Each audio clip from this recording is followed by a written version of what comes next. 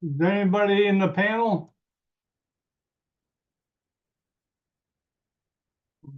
Looks like not. Nobody wants to come in. That's okay.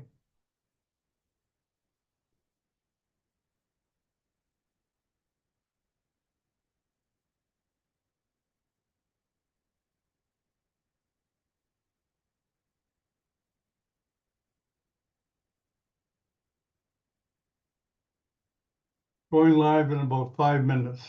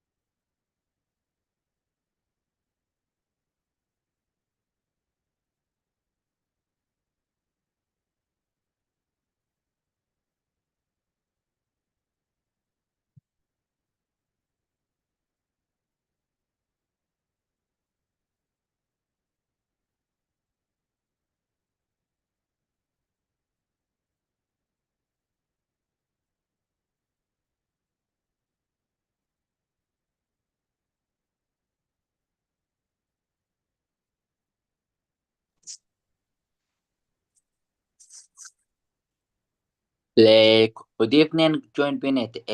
How are you? Good. How you doing, Abdel? Hi, fine. So have you been in touch with the speaker, Lynn, Dr. Lynn, Professor Lynn? Wait, Have you spoken to this Dr. Lynn yet today? Lynn, the speaker. okay. I She's will, she's coming. She's coming, right? Prof. Okay.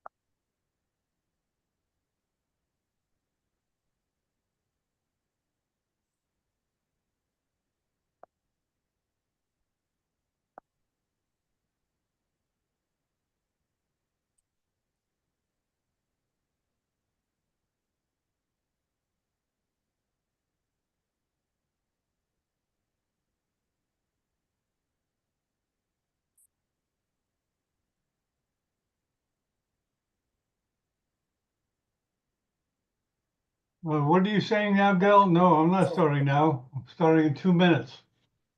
Okay. I start exactly on time. Okay, I'm going to introduce you first, right? Where's the doctor? The doctor's not here. What? Where is the doctor? Where is the doctor? Ah, Dr. Ahmed Al-Ghanmi is busy to operation. Oh, can she come today? Is she going to lecture?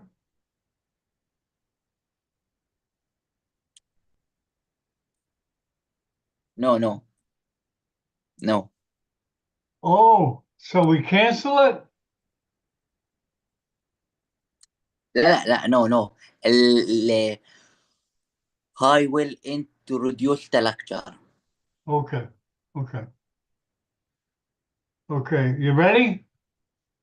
Yes, ready. Okay, 10, 9, 8, 7, 6, 5, 4, 3, 2, 1. Hi, this is Dr. John Bennett of Neurosurgical TV. We have another Yemen Neurosurgery Grand Rounds hosted by the Dandy Society of Yemen. They're very active, and we really appreciate them putting all these together. And I'm going to introduce the head of the Yemen, temporary head of Del Rahman Alatir. He's training in Yemen. Okay, Abdel, it's all yours. Okay. Walter Tandy Society had neurosurgical TV. Her introducing one of the best neurosurgeons in the world, Prof. Lynn Lucina, president of Neurotrauma Society of the Philippines, and vice president Academy of Filipino Neurosurgeons. Will talk about reduction of recurrence of meningiomas.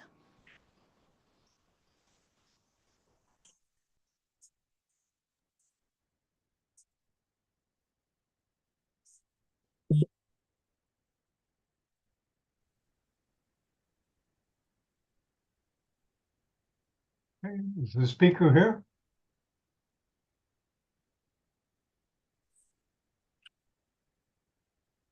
Do you see the speaker? Do you see the speaker? No, no, I didn't see the speaker. Okay, so the speaker hasn't arrived yet, right? Okay, let me see. Maybe she just came in. Hold on. Yeah.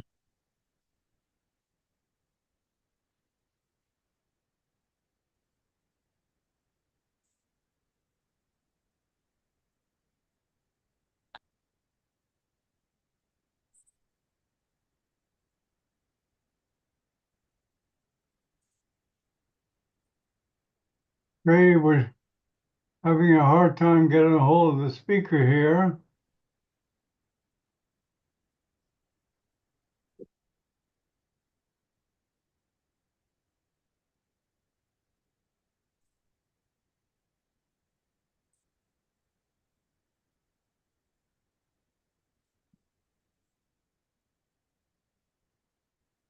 Okay. Do you see the speaker? Where is the speaker? Where is the speaker? Uh, Ahmed, where is the speaker? ال- mm, ل- speaker ثواني عشان مين مش داخلة معنا مش عارف. اوكي.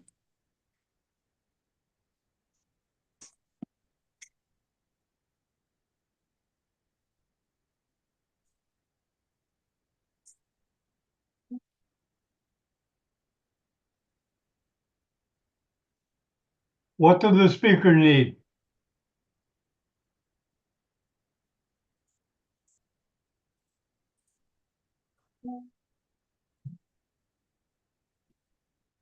Oh, okay. Okay, well, hold on. But she's coming? Yes. Okay, uh, you have is contact with coming her? You more have time. you have contact with her? Okay, high contact with you Okay. now. Do you contact her? Oh, yes. Where is Dr. Lin? did you contact Dr. Lin? Dr. Lin need more time to enter the webinar. Oh, okay. So she knows. She There knows. is She a knows we problem, are. She knows we are waiting. She knows that, right? Does she ah, know that we wait? right. Okay.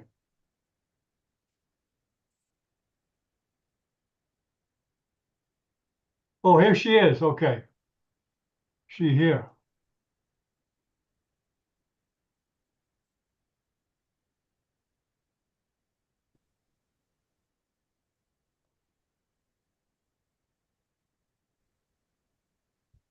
Hello. Hi, Dr. Lourdes. How are you doing? I'm fine. I've been waiting actually to enter. I was asking what time I should log in. Okay, is your camera working? Can I see the camera, please? Is it okay? The No, audio? it's not on yet. It's not, your camera's not on. Uh the camera. Okay, the camera. Oh, yeah, Okay. okay, There, the there you camera is are. The Do you know how to screen share and everything? yes. And the slides, should Yeah, we do you, try to you share? know how to work it? You know how to work it? Yes, yes, it's uh let me share. You want to practice? Yeah, I want to practice. Okay, This go one is ahead. We haven't asking. started yet. We haven't started yet. Okay, let me just okay. share. Go to your I think it's PowerPoint. Go to your PowerPoint. Don't go to Zoom. Go let to me your PowerPoint. I will go to the PowerPoint. Let Yeah, me see. and open the PowerPoint. Shall I go with the other? The first one will be this one.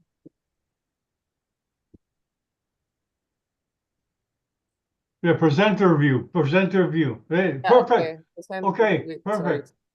Okay. Okay, you ready to start? Per- You ready? Yeah, okay. Okay, hold The it. one. Wait, I start. 10, 9, 8, 7, 6, 5, 4, 3, 2, 1.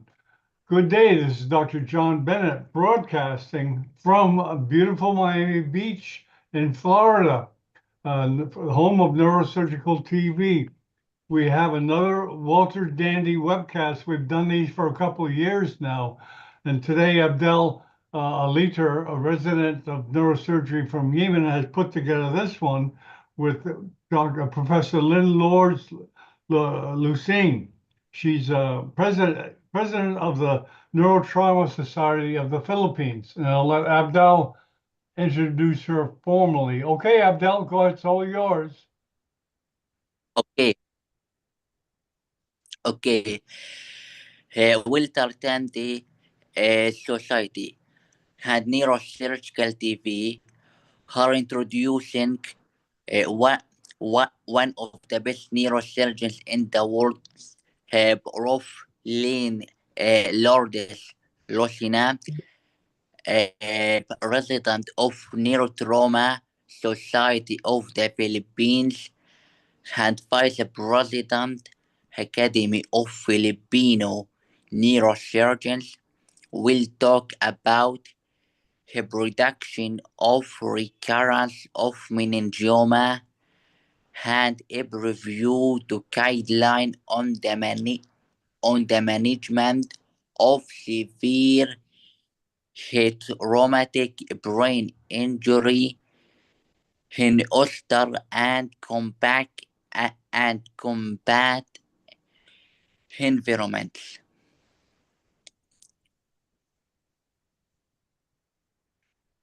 Okay. Okay, Okay, okay, okay, Doc, Thank that's you. all. You're all set. Yeah, thank you so much, Dr. John Bennett and Abdel Rahman. Now I will proceed to the first lecture, which is predicting meningioma recurrence. So, sorry. Disclosure for this lecture, none. So the objectives will be, we will review briefly the classification of meningiomas. We will do the preoperative and postoperative risk factors for recurrence. And we will go through the studies discussing predictors of meningioma recurrence. Okay, so first of all, as you can see this diagram, you will see that grade 1 meningiomas are 80%, and these are the different types from meningothelial to fibrous and to metaplastic. And grade 2 comprises 15 to 18%, which is your atypical choroid clear cell. And you have the grade 3, which is 2 to 4%. So if you take a look at this year of classification, there are several differences. And as we progress to the latest, you will see that from WHO grade 2, there are some differences when in the grading. Okay. So with that, we proceed to, as I said, the grade 1 is the benign. Grade 2 is differentiated with mitotic index of 4 to 19 with possible brain invasion. And the grade 3 is usually classified as the malignant with the more than 20 per 10 high power field of mitotic index. So if you say the degree of removal is Simpson grade from grade 0 to grade 5, when grade 0, you have usually your complete tumor removal plus additional 2 to 3 centimeters from the tumor insertion, whereas grade 5 is you are doing only a biopsy. Okay, so when you have small to asymptomatic meningiomas, there are some people, neurosurgeons, who wait and see.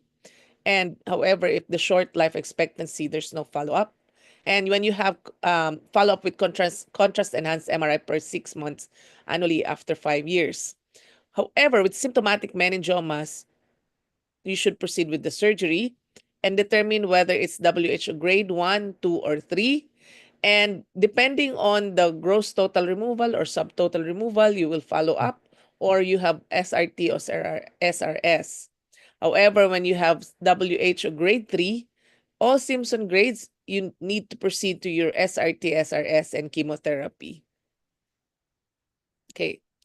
So with that, a study by Gushas et al. Of 901 patients determined that the higher risk of recurrence with MIB1 index more than 10%, higher WHO grade, a tumor size of more than 6 centimeters, petroclival or cavernous sinus location, and multiplicity.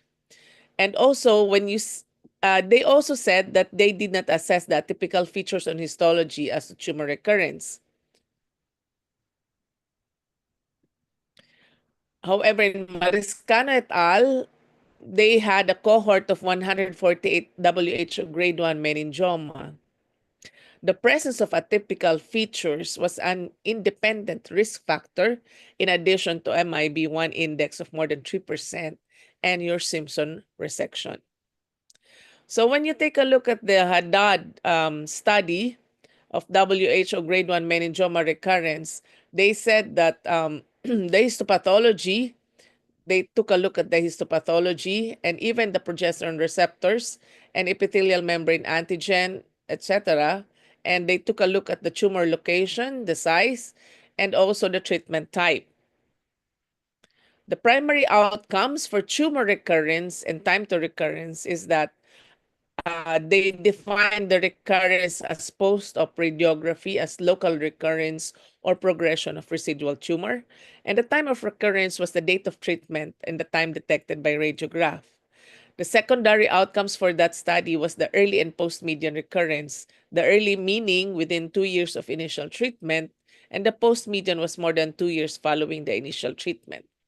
So the demographics for that study was that 69.5% was female, and the most presenting symptom was 30.5% was headache, and 27.6% had neurologic deficit.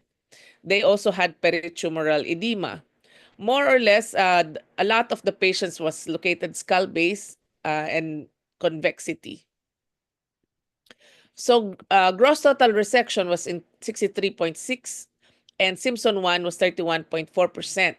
There was atypical features with bone invasion in 18%, and there was sheeting loss of architecture in 8.4%. They followed up the patients for 41.1 months. So these are the things that was significant in Haddad et al. On 239 patients. Okay, so non-recurrent or versus early. So they said that out of those patients, there was 32 MIB1 more than 4.5%, that 6 recurred, versus 121 less than or equal to 4.5%, 3.3% recurred. And grading of WHO grade 1 meningiomas, posterior fossa versus 197 other location, 13.3% recurred in posterior fossa versus the other 2.5% other location. And in terms of the subtotal or gross total resection, there was also early recurrence in only 2% with the gross total resection. But in 86 subtotal resection, there was early recurrence more on the fauxin or subparasagittal location. Okay, so in conclusion for this study, the posterior fossa location, the MIB1 index, the nuclear atypia, and extent of resection was independently associated with the recurrence even of the WHO grade 1 meningioma. And for this, an MIB1 index of more than 4.5% and gross total resection have similar risk of recurrence with patients with subtotal resection. And early recurrence, again, was impacted by the extent of resection. So in another study in which they took a look at the progesterone receptor expression in meningiomas, this is what they found out from 300 patients. They classified it low, moderately high, and high. And they correlated the progesterone receptor values with the age, sex, meningioma location, WHO grade, etc. So if you take a look at the statistical significance for these patients, okay, so with this, the progesterone receptor reactivity, they compared several authors. Their conclusion was that the extent of the resection, one should aim for gross total resection, but again, leave a functional patient. And if available, you should test for the progesterone receptor, MIB1 index, other histopathologic features to note, that's atypia, and make sure you have the final WHO grade available. Important is to advise and follow up the patient, offer adjuvant if needed and necessary, and the statistics are actually available to predict recurrence, but meticulous surgery and constant follow-up is crucial. So thank you for this, your kind attention. I'll invite you to the 18th Asian Australasian Conference in Manila. Yeah, in Manila. That's the Asian Australasian Congress. So that's the end of my first lecture. I should stop sharing this and I can proceed to the next lecture.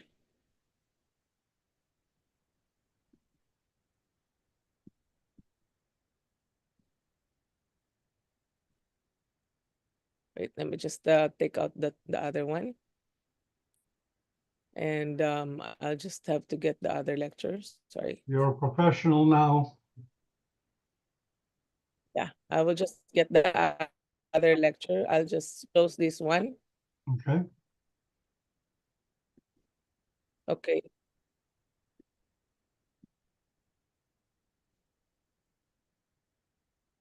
Okay. You're not Now sharing I will yet. proceed You're to the not, excuse me, preliminary updates excuse me, on ma'am, the you're not sharing. You're not sharing your screen. I'm not sharing? Sorry. No. Wait, sorry. Let me just go back to the...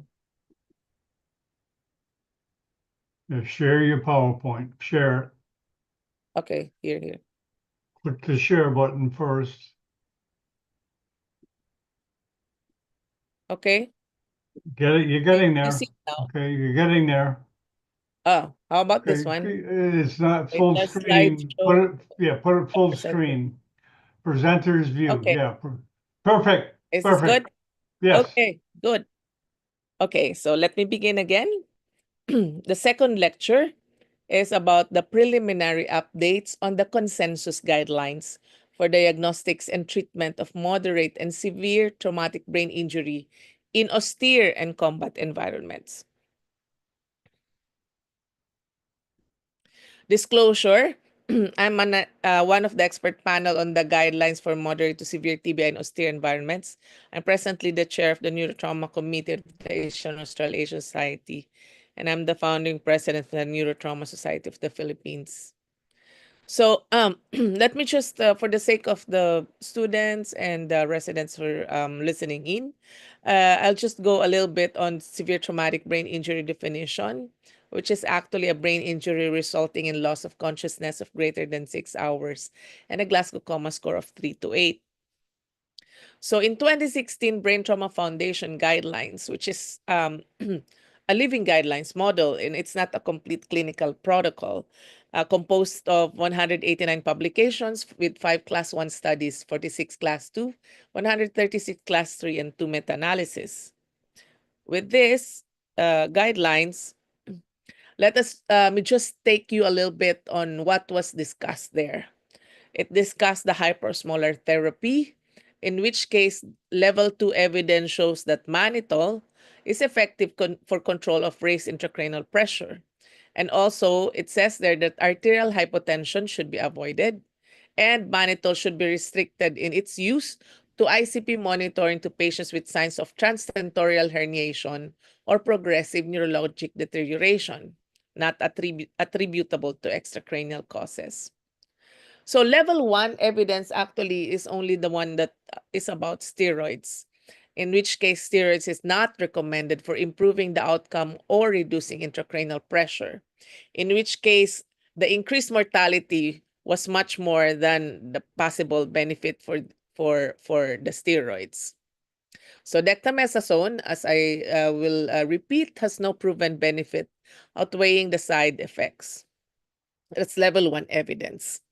With level 2 evidence 2A, that is about infection prophylaxis. Early tracheostomy is recommended to reduce mechanical ventilation days when overall benefit outweighs the complications with such a procedure.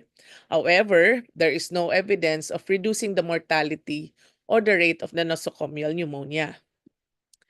With seizure prophylaxis, we have level 2A evidence, in which case phenytoin and valproate are not recommended for preventing late post-traumatic seizures. Also, however, phenytoin can decrease the incidence of early post-traumatic seizures within 7 days of injury. But then again, early post-traumatic seizures have not been associated with worse outcomes. There is insufficient evidence to recommend levetiracetam compared to phenytoin. Level 2A evidence in nutrition is that you feed patients to attain basal caloric replacement at least by the 5th day and at most by the 7th day if there is no other contraindication. And level 2B recommended mode of feeding is transgastric jejunal feeding to reduce the incidence of ventilator-associated pneumonia. So that is basically what was discussed in the 2016. So again, with moderate to severe traumatic brain injury, you have to go through the initial steps, which is airway, breathing, and circulation. And remember this, that the 3 specific endpoints is that you should avoid hypothermia, you should avoid hypoxia, you should avoid hypotension. These are the independent predictors of a poor outcome in the pre-hospital and emergency department setting. So with the Brain Trauma Foundation, it is recommended that your cerebral perfusion pressure should be 50 to 70 millimeters mercury so that the amount of pressure needed to maintain your blood flow to the brain is there. When you have your mean arterial pressure, this is the driving force that pushes blood to the brain, and intracranial pressure is the force that keeps the blood out. So this is the formula. So when you can compute this, in which case you can see if you are maintaining the cerebral perfusion pressure for your patient. So essentials in management is isotonic crystalloids. You have to maintain your normal PCO2. You have your supplemental oxygen, more than 90 degrees. Keep the head of bed 30 degrees with midline positioning. You should have adequate pain control. And you can sedate the patient to decrease your intracranial pressure. So again, let me just reiterate that when you go discuss osmotic therapy, although we have been using mannitol and even hypertonic saline, there is no level 1 evidence for this. We all know that the side effects could be acute renal failure, hyperkalemia, hypotension, and rebound increments in ICP. So mannitol, as we say, has diuresis, in which case it usually decreases your intracranial pressure. But the mode of action in reducing this intracranial pressure is really not that clear. However, it says here that reducing the ICP could be because it reduces the blood viscosity, which transiently increases your cerebral blood flow and oxygen transport and constricts your PL arterioles. This in turn increases your cerebral blood volume and reduces your intracranial pressure. Okay, but then again, when you use mannitol for a long time, you can leak into the brain tissue. And this is what you can get. That is rebound intracerebral, increase in intracerebral pressure, which is rebound cerebral edema. On the other hand, you can use hypertonic saline, which is if your patient is already tolerant to mannitol. The sodium chloride here, the reflection coefficient is 1, so that it usually normalizes normal intracellular electrolyte balance. So the general guidelines is that mannitol has added benefit if there is intravascular volume overload, which case your goal is usually to maintain your patient for euvolemia. However, you can have renal insufficiency, and hypertonic saline, on the other hand, can raise your mean arterial pressure and has the added benefit of improving your cerebral perfusion pressure. When comparing hypertonic saline, it has several theoretical advantages over mannitol. In which case, with hypertonic saline, you can give this to the patients who have hypotension or hypovolemia, and also even patients who has ongoing blood loss. Okay, so you can use it with a range of concentrations from 3%, which is the most common use as continuous infusion, to 23.4%, which is usually intermittent boluses. So when you have hypertonic saline, the possible adverse event can be circulatory overload and pulmonary edema. Okay, so this is actually the methodology that was done for this lecture, and also in preparation for the guidelines that we have been doing. Okay, so this is the conference, the guidelines meeting that we had in Bethesda last year, together with the Traumatic Brain Initiative, Military Traumatic Brain Initiative of the U.S. Department of Defense. So these are my co-authors for this guidelines writing.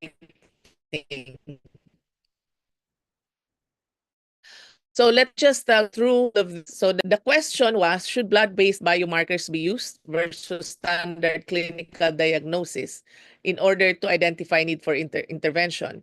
It says there in the guidelines that there's no recommendation since there's low certainty of evidence, and there is insufficient evidence to make the recommendation for these blood-based biomarkers.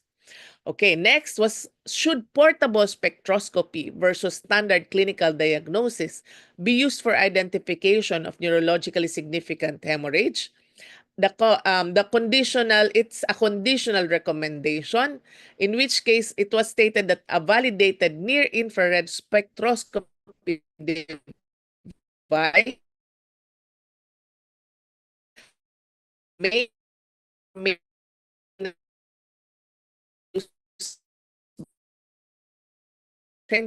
operators to detect superficial supratentoric nerve ultrasound versus standard diagnosis to use in identifying elevated intracranial pressure. Optic nerve ultrasound may be used by trained operators to screen for elevated intracranial pressure in adults and children. The recommendation is conditional and it has moderate certainty of evidence. Next was the should transcranial Dopplers versus standard diagnosis be used to detect elevated intracranial pressure and need for intervention. It may be used again by trained operators to screen for elevated intracranial pressure. The recommendation is conditional, however, the evidence has a low certainty. Okay, so now about pupillometry. Should quantitative pupillometry versus standard clinical diagnosis be used to detect need for intervention? It was stated there in our findings that repeated quantitative pupillometry using a validated device may be used to identify changes in ICP, rule out intracranial hypertension, and predict the need for intervention. It's also a conditional recommendation with a low certainty of evidence. This one I will go back to this one in a later slide. Okay, so in terms of management, patients with suspected brain edema, elevated intracranial pressure should mannitol or hypertonic saline be used to reduce disability or mortality. It can be used both in or mannitol or hypertonic saline in or smaller doses are equivalent and either may be used to treat suspected raised intracranial pressure. However, again, the recommendation is conditional with low certainty of evidence. Next was the tranexamic acid in the field versus standard therapy to reduce mortality or disability. Based on the findings we had, tranexamic acid should not be administered to improve outcomes from isolated non-penetrating TBI. This is conditional recommendation based on moderate certainty of evidence. And then with this one is a little bit controversial when we were talking about it. Should exploratory boreholes in the field versus standard therapy without exploratory boreholes be used to reduce mortality and disability? It's stated there that in patients with severe blunt traumatic brain injury with lateralizing signs and no ability to transfer the patient to an appropriate facility, appropriately trained non-neurosurgeons may perform a limited craniectomy or craniotomy, ideally in consultation with a neurosurgeon. This is, however, an ungraded best practice statement. Okay, so should patients with the probability or suspicion of intracranial bleeding diagnosed by non-invasive systems should damage control resuscitation strategies in the field, like small volumes of fluids and blood products compared to standard therapy without blood products, regular volumes of fluids without blood products be used? The tenets of damage control resuscitation may be used in polytrauma patients with TBI. However, in patients with isolated TBI, permissive hypotension and rapid rewarming should be avoided. This is conditional recommendation with very low certainty of evidence. Okay, so now this one, I'm going back now. Should lumbar puncture or external lumbar drainage be used for treatment of elevated intracranial pressure? In the absence of a CT scan, there is insufficient evidence to support the safety of external lumbar drainage to treat elevated intracranial pressure. This is a conditional recommendation with very low certainty of evidence. Now, with the transfer of patients, should patients with moderate to severe TBI in military or austere environments who are ready for transfer to higher level of care, should air evacuation or standard ground transport be used? Depending on patient characteristics and resource availability, either air or ground transport should be used to achieve the shortest time to definitive care. This is a conditional recommendation with very low certainty of evidence. So, this is a little bit small, but we can. I have separated it into more readable chunks. So we'll go through it a little bit fast. Point of injury. So one should do the initial resuscitation as per ATLS. Then, when you see that there is evidence of moderate to severe blunt traumatic brain injury, you should consider neuroprotective damage control resuscitation. So, the next question is an imaging or neurocritical care or neurosurgery available? If yes, then you go to the what was discussed, the Brain Trauma Foundation 4th edition traumatic brain injury guidelines. However, if there is none, then one should stabilize the patient as per ATLS and consider damage control resuscitation. And here, if you have transport, then you can actually consider the effects of flight on potential or secondary decompensation. So next, if you are already stabilizing the patient, you should again consider, is there transfer to facility with capabilities available? If yes, then one should transfer to a higher level of care. If no, then patient should be monitored with serial detailed neurologic exam. Then, if the patient already GCS3 with fixed and dilated pupils, one should do the futility assessment for blunt traumatic brain injury. However, if the patient has severe TBI developing lateralizing signs consistent with a possible symptomatic intracranial hemorrhage, then resources and trained provider can be available for exploratory Burroughs limited craniectomy. If yes, then one can consider exploratory Burroughs and limited craniectomy. However, if there's none and patient still has severe TBI without lateralizing signs, then you go to the clinical or non-invasive signs of increased ICP. If there is none, then you can just continue your supportive care and neurologic reassessment. But however, if you see non-invasive signs of increased ICP, you continue the medical management if there is no surgery warranted. Okay. So with this, let me just run you through the futility assessment toolkit. You have to have the clinical prerequisites for accuracy of the assessment. One should have the best possible respiratory and hemodynamic normalization. The patient should be normothermic, as normalization of physiology as best as possible, and consider the pharmaceutical effects of sedation and paralysis, including intoxication. So one should see if there's already lack of corneal reflex, lack of oculocephalic reflex, lack of cough, or lack of gag. And with that, you can use non-invasive devices, should only be used by trained operators familiar with relevant techniques during an evaluation for brain death. For example, using pupillometry, demonstrating dilated non-reactive pupils, or transcranial Dopplers, seeing absence of flow, or absence or reversal of flow during diastole. With this, the features associated with medical futility, one should take a look at the following ancillary features that one should consider. For example, if the patient has polytrauma, has advanced age, has refractory coagulopathy, hemodynamic derangement, and metabolic derangement, and other concomitant terminal medical illness. So with that, here in the Philippines, we have the Neurotrauma Society of the Philippines. We are advocating for the multidisciplinary management of neurotrauma, in which case we even had the first Philippine Neurotrauma Boot Camp in Zamboanga. And we had the second one, which was attended by more than 200 on-site and around 300 plus virtually.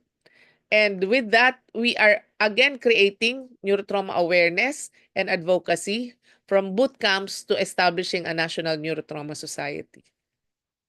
So with that again, I would like to invite you to the next 18th Asian Australasian Congress of Neurological Surgeons next year here in Manila, Philippines on June 15 to 18, 2026. So thank you for your kind attention.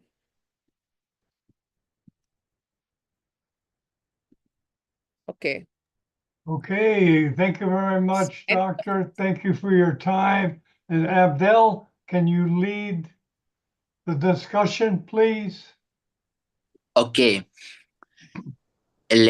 Question one. Which cases of meningioma uh, which cases of meningioma you adjuvant RT even there is Okay, BR1 let me help you, Abdel. Let me help you, okay? Okay, you something have a question, doctor. It says, which cases of meningioma are you advocating adjuvant RT, even even if there is a grade 1 Simpson grade 1 removal. Okay.